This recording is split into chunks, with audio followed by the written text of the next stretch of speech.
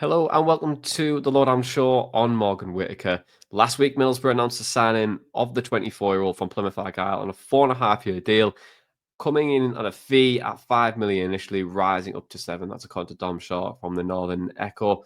And it was a controversial transfer in the end. There was competition from Burnley, but mainly the one thing that was really grabbing the headlines was Plymouth's manager questioning his mentality before his exit. If you want a general reminder, here's what the Plymouth manager had to say. In theory, he was also available today. He was in the selection and he was not there.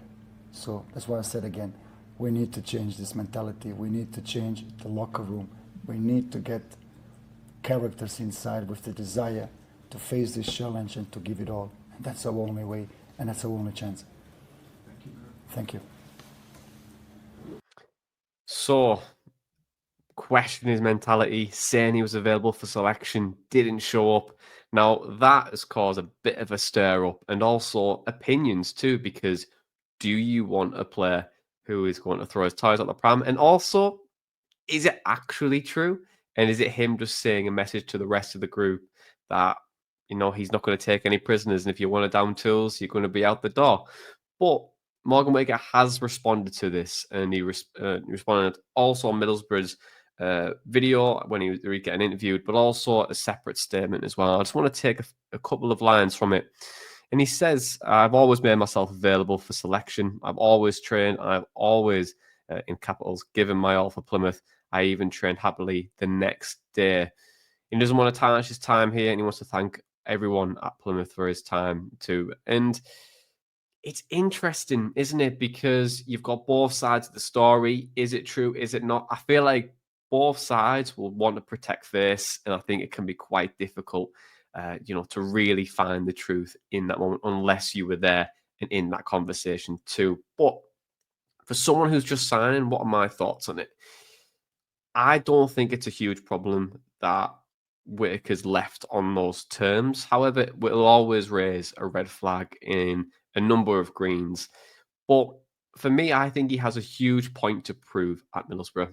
He's very young. He's very talented, of course, but he's also joining a group of very talented players too, who are competing at the top end of the table, whilst he's been predominantly towards the bottom in his career so far. So, what type of player are we getting then? Because he is an interesting player, of course, Morgan Whittaker. I think his strengths really do rely on his goal scoring ability. I think he's excellent on those non-penalty goals, especially in that 2022-2023 season. He's very dangerous on his left foot, loves to cut inside, and then from that as well, gets an opportunity to score as well. And then secondly on that, his creativity as well. In that 2022-2023 season, he was very, very creative. A lot of shot creating actions, effective in his progressive passing and creating opportunities as well. Really good with progression, trying to drive the ball up the pitch and take a man on. And also he was versatile as well as he played across the front line, mainly about 80% of the times on that right-hand side. But there was a player next to him who we all know at Middlesbrough in Finn Azaz, where I think it will really start to blossom.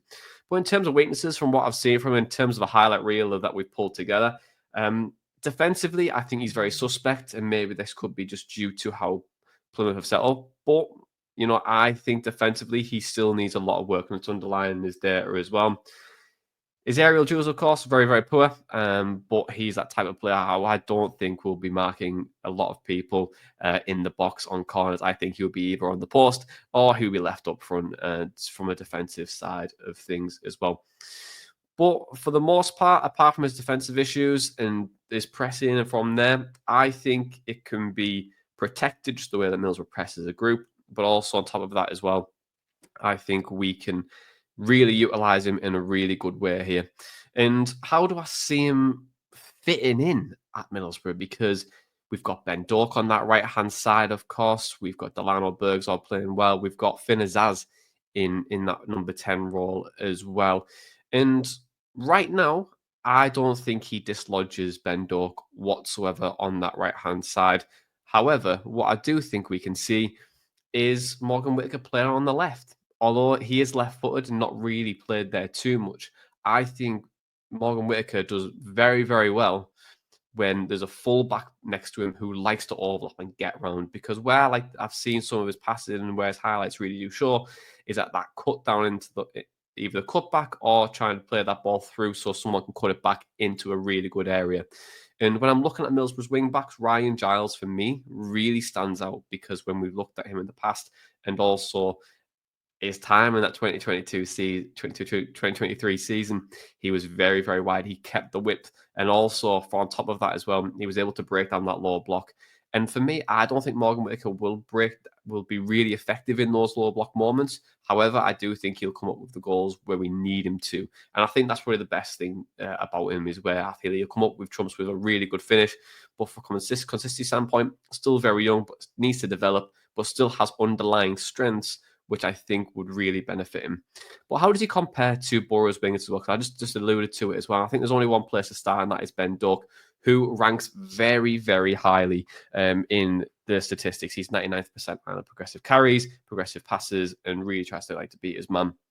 Now, I've used Morgan Whittaker's data from the 23 and 2024 season, and although it was last year, I think it was a better judgment of data to utilize given how poor Plymouth have been this season.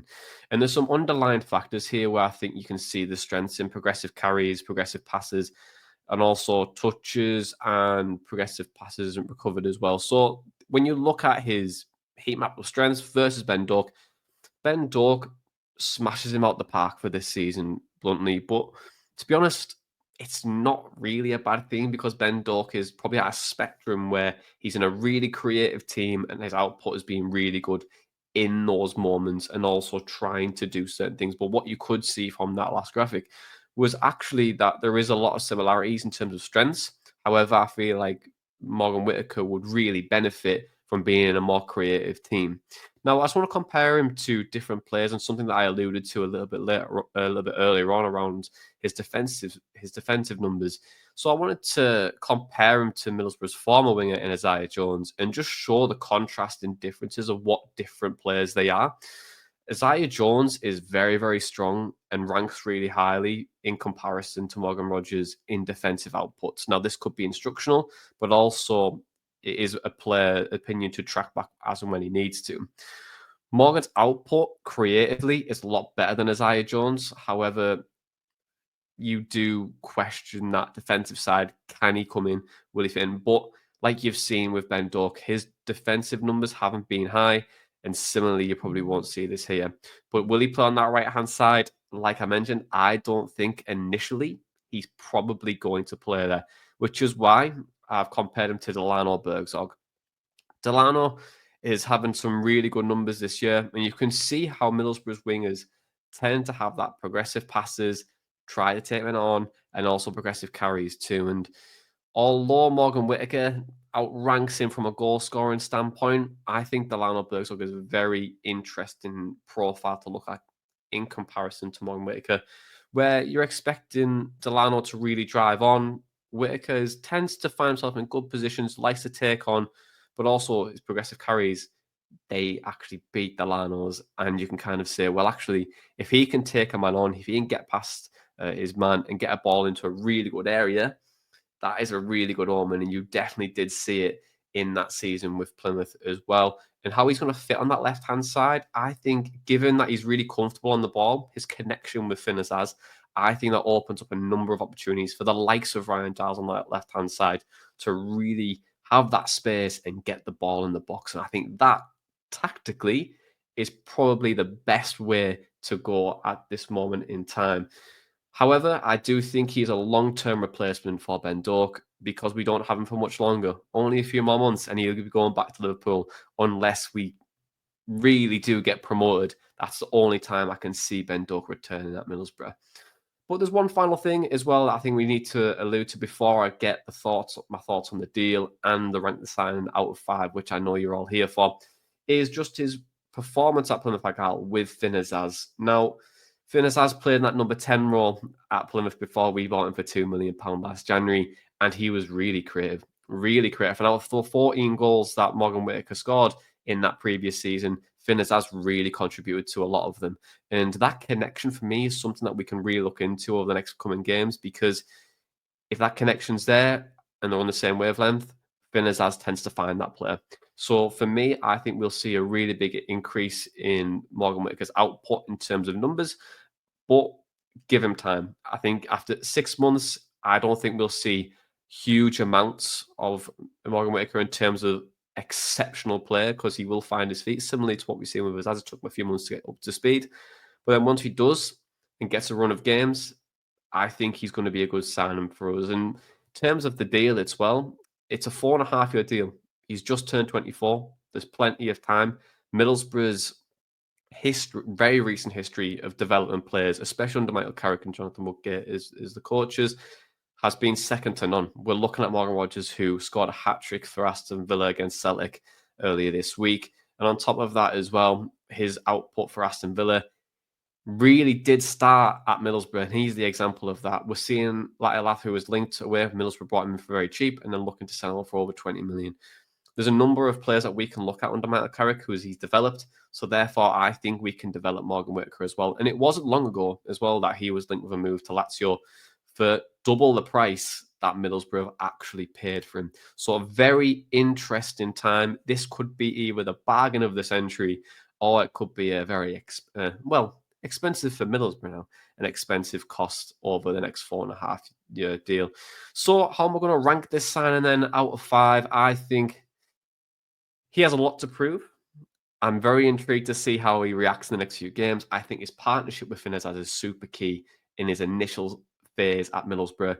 I think he's going to have time on his hands due to Ben Doak playing for the club at the moment. But so therefore, I'll see him on the left.